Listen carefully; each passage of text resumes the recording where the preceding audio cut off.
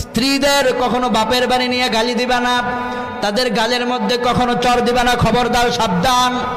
বিশ্বনবী বললেন, মেয়েদের গালে তুমি চর মারবা না, তাকে ভালোবাসা দিবা, সবসময় মোহাব্বতের নজরে তাকে তাকাবা।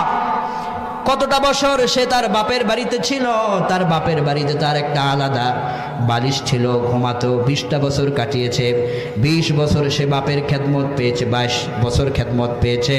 একদিন তুমি বিসমিল্লাহ কবুল বলে তাকে নিয়ে এসেছ, এরপর থেকে সে তোমার রান্নার কাজে সহযোগিতা করে, তোমার ঘর বাড়ি মুছা দেয়, পরিষ্কার করে রাখে, তোমার সন্তানদের খাদ্য খাবারের আয়োজন করে, ব্যবস্থা করে।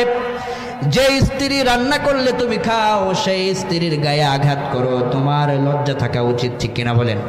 যে স্ত্রী রান্না করে সেই স্ত্রীর গায়ে আঘাত দিয়ে পরবর্তীতে তার চোখের দিকে কিভাবে তাকাও? এজন্য বিশ্বনবী বললেন, স্ত্রীরা হলো তোমার